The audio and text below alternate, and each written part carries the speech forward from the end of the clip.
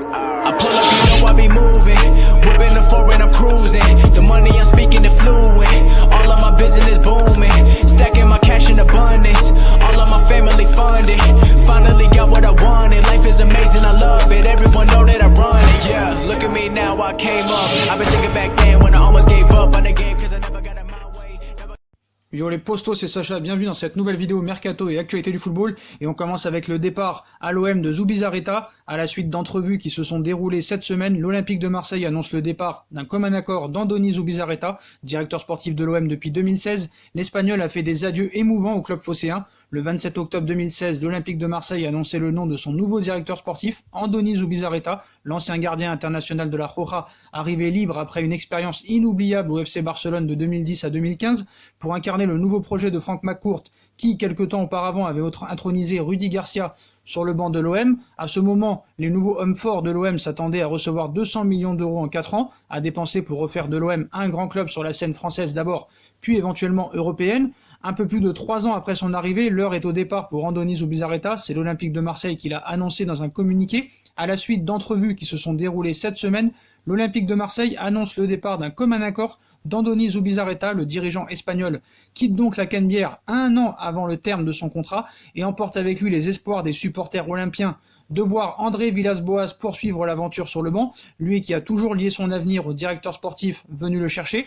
André Villas-Boas est un vrai ami, À l'heure des adieux, Andoni Zubizarreta, réputé discret et plutôt volubile. Je veux remercier Franck McCourt, Jacques-Henri Hérault et Rudy Garcia pour leur confiance en moi. Participer à un projet aussi important que celui de Marseille a été une immense joie. Merci à André Villas-Boas de m'avoir régalé dans le foot et de m'avoir fait découvrir un vrai ami, écrit-il, visiblement marqué par sa rencontre avec le coach portugais.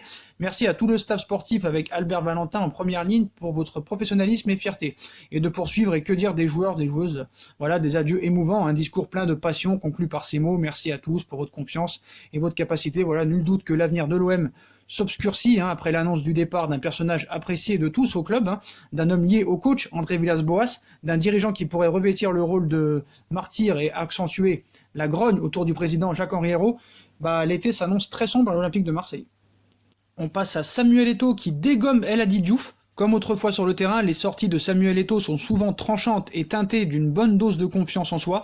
Cette fois, c'est en répondant au Sénégalais El Hadji Diouf, qui s'auto-désignait joueur africain le plus talentueux de l'histoire devant Didier Drogba et Samuel Eto'o au début du mois, que le Camerounais s'est illustré. Et le moins que l'on puisse dire, c'est qu'il n'y va pas par 4 chemins. Eto'o cite « Même si mon frère Diouf, la dernière fois, avec un verre de trop, s'est un peu perdu, il n'y a pas de débat ». Commence-t-il en faisant référence à la fameuse vidéo où Diouf paraît éméché, avant de réciter sa parution dans son style caractéristique où il cite « Aucun d'eux, Diouf et Drogba, ne peut venir dire qu'il a été à mon niveau ou meilleur. Et ce n'est pas le fait que je le dise, c'est un fait, c'est quelque chose qui est là. Je voulais être numéro 1 et je l'ai été tout au long de ma carrière, en plein dans le mille. » On passe à Mathia Desiglio qui serait tout proche du FC Barcelone. Mathia Desiglio, dans le viseur du Paris Saint-Germain, se serait entendu avec le Barça sur les contours d'un futur contrat.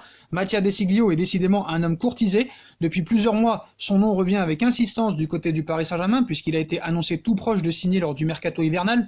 L'Italien, âgé de 27 ans, a porté de solides garanties à Leonardo, le directeur sportif du PSG, et présenté l'avantage de pouvoir évoluer sur les deux ailes, mais rien n'a finalement bougé, ce qui n'empêche pas Desiglio d'être toujours dans le viseur du PSG, qui recherche au moins un latéral gauche et un latéral droit, et très probablement un deuxième latéral droit. Mais n'est-ce pas déjà trop tard concernant le joueur de la Juve? En effet, selon des informations du journal espagnol Sport, Desiglio se serait déjà entendu avec le FC Barcelone sur les contours d'un contrat de 3 ans. Il viendrait ainsi remplacer Nelson Semedo qui serait utilisé comme monnaie d'échange potentiellement dans un deal avec l'AC Milan, ou pourquoi pas avec la Juventus. Entre le Barça et la Juve, les relations sont bonnes et la navette entre les deux clubs pourrait être utilisée par Miralem Pjanic dans un sens, Arthur dans l'autre, même si le Brésilien semble rechigner à quitter la Catalogne.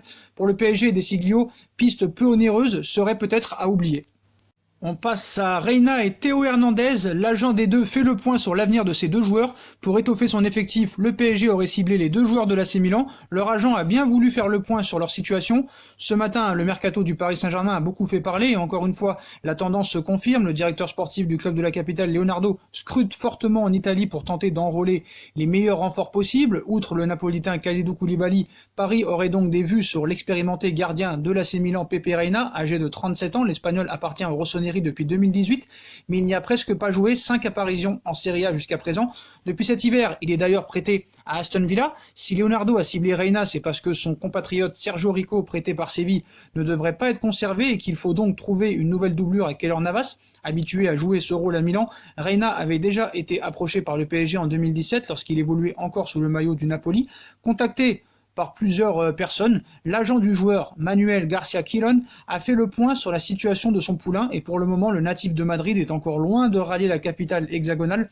Paris n'a pas plus avancé que ça. Il cite « Nous n'avons eu aucun contact avec le PSG. Personne ne nous a appelés. Il lui reste 1 an de contrat avec Milan. Nous voulions un accord pour qu'il soit libre cet été. Aucun contrat ne lui a été proposé en Angleterre et Milan veut qu'il revienne. Reina a un contrat avec Milan. Si Milan veut qu'il revienne, il doit revenir. Et si le PSG se manifeste, s'ils appellent, nous discuterons, mais tant qu'ils ne m'appellent pas, on ne peut pas discuter. » Enfin, Garcia Quilón est aussi le représentant de Théo Hernandez. À 22 ans, le latéral gauche est ciblé parmi les potentiels successeurs de Layvin Kurzawa, parti du Real Madrid en 2018 où la concurrence était très rude. Le Français a fait le bon choix puisqu'il cartonne en Lombardie.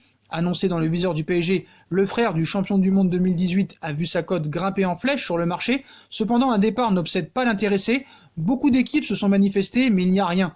Quand les choses deviendront plus concrètes, on réfléchira et ce sera le moment de répondre. Mais je le répète, il n'y a rien pour le moment, nous a indiqué son agent. Hernandez encore loin de Paris, une tendance qui se confirme puisque, selon certaines informations, le joueur serait même ouvert à une prolongation chez les Rossoneri. Affaire à suivre donc.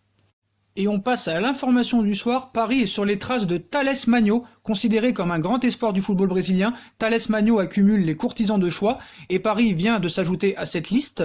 Après avoir réalisé les coups Michel Baker et Marcin Bulka l'été dernier, le PSG essaye d'attirer un nouveau jeune élément à fort potentiel. Selon certaines informations, il s'agit de Thales Magno, de Vasco da Gama, un élément pas totalement inconnu en France puisque apparemment, il a déjà intéressé plusieurs gros calibres de Ligue 1 et que la Juve est très intéressée au point de préparer une offensive aussi. Jeune avant-centre brésilien de 17 ans, pouvant également évoluer sur un côté, il se distingue par son apport offensif et sa vivacité, très rapide et doté de belles qualités techniques.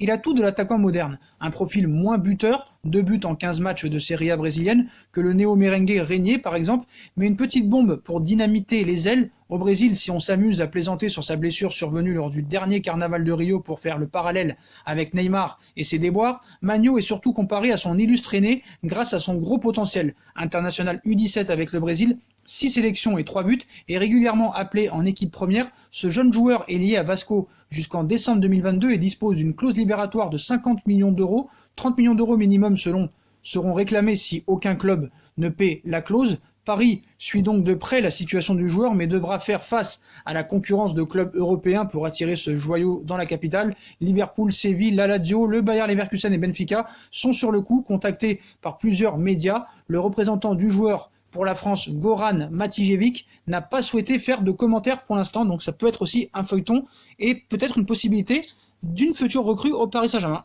Voilà les postos, voilà pour toutes les infos mercato de cette soirée. Voilà, dites-moi en commentaire ce que vous en pensez comme d'habitude. Je compte sur vous pour bombarder la barre de like. On like, on partage, on commente, on s'abonne. On active la petite cloche pour être tenu au courant des vidéos qui vont sortir. On me rejoint sur tous mes réseaux sociaux qui seront en bas en description. Si aussi vous voulez aller sur Utip pour faire évoluer la chaîne en regardant les pubs gratuitement ou en faisant un petit don, n'hésitez pas aussi à vous abonner à ma deuxième chaîne YouTube No Feeling qui sera aussi en lien en bas en description. Voilà les postos, je vous souhaite une très bonne nuit, très bonne continuation et à plus tard dans une nouvelle vidéo les postos. Tchuss.